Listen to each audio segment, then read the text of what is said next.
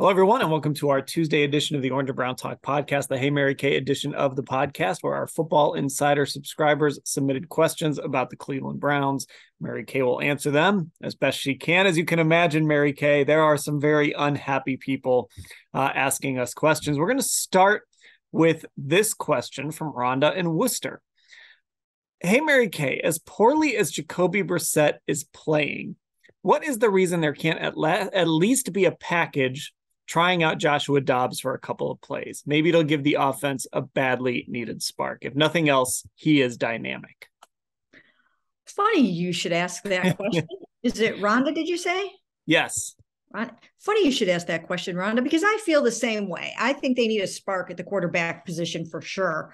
I just think that Jacoby Brissett, they're kind of asking him to do more than they should be asking him to do, specifically in terms of the long ball. He's really struggling on that deep pass, and it's almost like they're giving him things to do that they would give to Deshaun Watson. Well, you can't do that. He's not Deshaun Watson.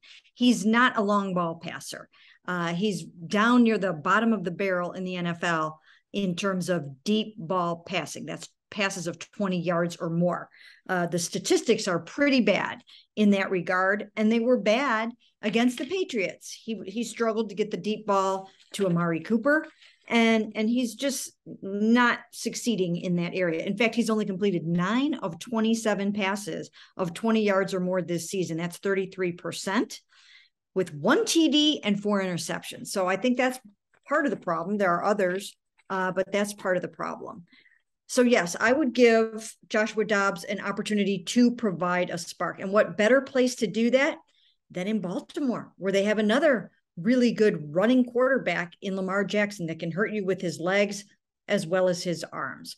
So, a little bit of change up wouldn't hurt anyone, and I would be all for that.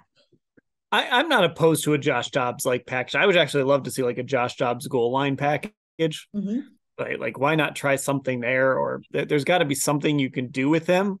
He's dynamic enough that I kind of hate to use the word dynamic just because I don't know, but he's a guy that he's athletic. He can do some things.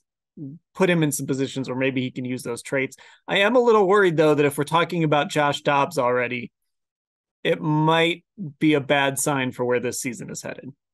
Well, I understand exactly what you mean, because if you're trying to use 2 quarterbacks, then you don't really have one, right? That's the old adage, and there's a lot of truth to that.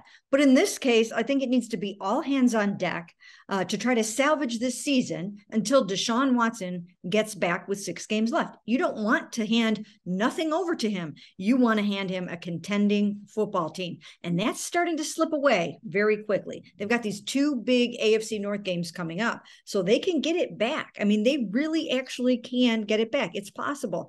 Nobody has run away with the division just yet. The Baltimore Ravens and the Bengals are both tied at 3-3. The Browns can pull even this week in Baltimore. So, I mean, Sione Taki's right when he said today that it still is right there in front of them, but they certainly have to get better quarterback play. And I think that, that Joshua Dobbs just might bring a different energy, a different viewpoint to the game, and it certainly can't hurt. I think it's, I know you hate the term must win. I do think that they don't have to win both of these games, but if they lose both of these games, like, it's done, it's over. I think that's kind of where they're at. I feel like the last couple years we've always heard it's right there in front of us, and they haven't been able to take advantage of it. So like, to me, if they don't at least split against Baltimore and Cincinnati, then it's done.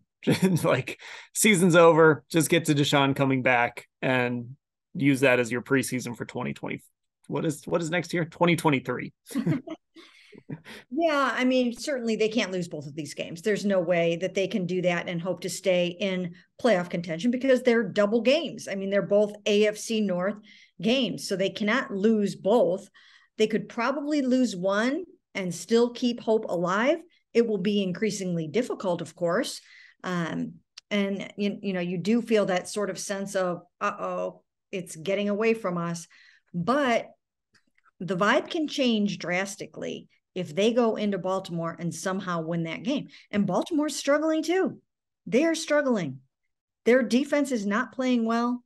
They're having their own set of issues. You know, you hear John Harbaugh over there, you know, trying to make some of the same statements and the same corrections that the Browns are trying to make. So they can still salvage this. They still have a good running game. I can't say anymore that I think they have a good defense, because right now I don't think they do. And that's probably the most surprising part about the whole thing. There's two surprising things to me. Number one, and that is the fact that Jacoby Brissett is turning the ball over at what I consider to be an alarming rate. And number two, that the defense has played so poorly, and that so many defenders that we thought were going to be so good haven't been good yet this year. Yeah, we definitely got a lot of questions about the defense.